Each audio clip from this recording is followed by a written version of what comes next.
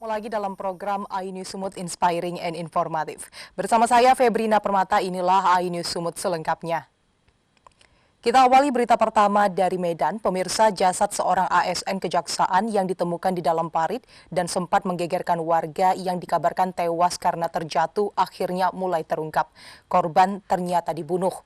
Polisi melakukan penyelidikan dan meminta keterangan saksi di lokasi kejadian dengan melakukan sedikit prarekon. Dalam kasus ini, polisi menetapkan 1 orang tersangka.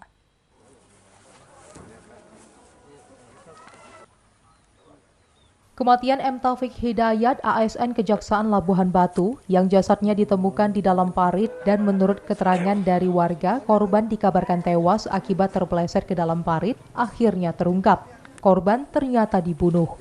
Polsek Percut Setuan melakukan penyelidikan dengan meminta keterangan saksi-saksi di lokasi dengan menurunkan petugas Inafis Polrestabes Medan.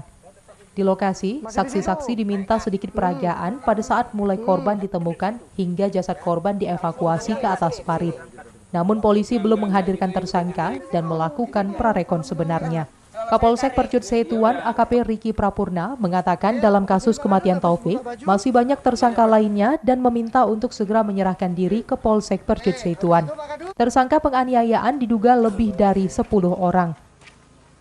Melakukan penyelidikan dan sudah kita tingkatkan menjadi proses penyidikan dan 1 orang sudah kita tetapkan sebagai tersangka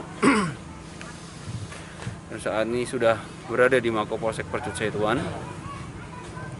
Dari hasil kegiatan prarekonstruksi ini mudah-mudahan semakin terang ya untuk membantu kita membuat terang suatu peristiwa pidana sebagaimana tujuan dari penyidikan itu sendiri. Polisi masih meminta keterangan saksi yang mengatakan korban masuk ke dalam parit dan ditolong warga usai menyerang warga dan dianiaya. Dalam adegan keterangan saksi sebanyak 10 adegan. Dari Deli Serdang, Adi Palapaharahap, iNews melaporkan. Terima kasih pemirsa telah menonton video ini. Jangan lupa ya di subscribe, like, dan share channel ini. Sampai jumpa!